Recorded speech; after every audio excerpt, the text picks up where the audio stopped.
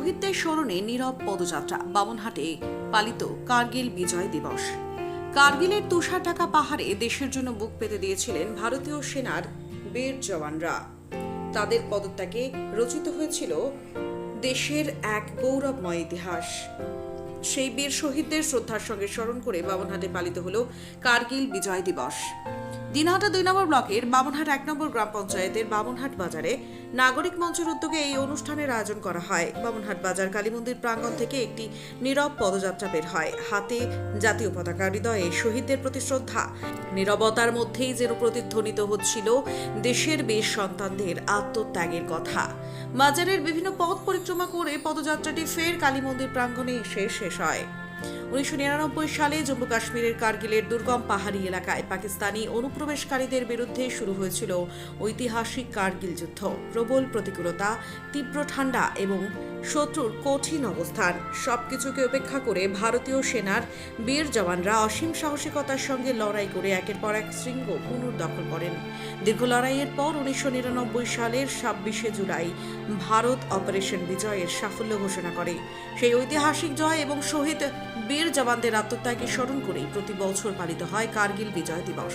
বামনহাটে ওই দিনের কর্মসূচিতে শুধুমাত্র নীরব পদযাত্রাতেই থেমে থাকেন উদ্যোক্তারা। মিছিল শেষে মন্দির প্রাঙ্গণে শহীদ বীর জওয়ানদের স্মরণে মোমবাতি প্রজ্বলন করা হয়। মোমবাতির আলোয় শ্রদ্ধা জানানো হয় সেসব বীর সন্তানদের যাদের আত্মত্যাগের বিনিময়ে সুরক্ষিত রয়েছে দেশের মাটি, দেশের পতাকা এবং দেশের গৌরব। উদ্যোক্তাদের কথায় কার্গিল যুদ্ধে শহীদ বীর জওয়ানদের প্রতি শ্রদ্ধা জানাতে এই নীরব পদযাত্রা ও মোমবাতি প্রজ্বলন কর্মসূচির আয়োজন। তাদের আত্মত্যাগ দেশবাসী কোনো দিন ভুলবে না, এই বার্তায় উঠে আসে বামনহাটের এই শ্রদ্ধার্ঘ্য কর্মসূচিতে। এটা খুবই ভালো জিনিস, এটা প্রত্যেকে করা উচিত। এটা জাতি, ধর্ম, বর্ণ নির্বিশেষে প্রত্যেক ভারতবাসীর এই দিবসটি পালন করা উচিত।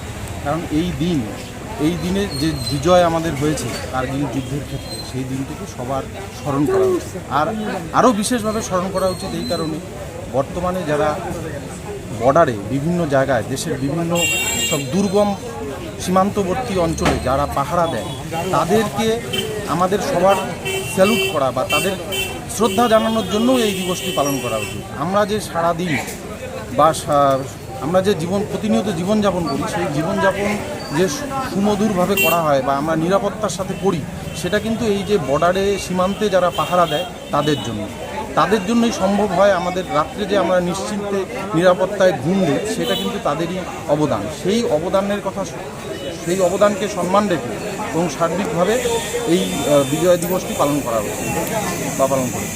একদিকে বিজয় দিবস, অন্যদিকে কিন্তু এই বিজয় দিবস পেতে গিয়ে আমাদের অনেক সৈন্যরা সেই সময় প্রাণ হারিয়েছিলেন বা শহীদ হয়েছিলেন। তাদের উদ্দেশ্যে কি বার্তা দেবেন? তাদের উদ্দেশ্যে একটাই কথা বলতে পারি, সেটা হচ্ছে স্যালুট। আপনার নাম? আমার নাম সঞ্জয় ভৌমিক।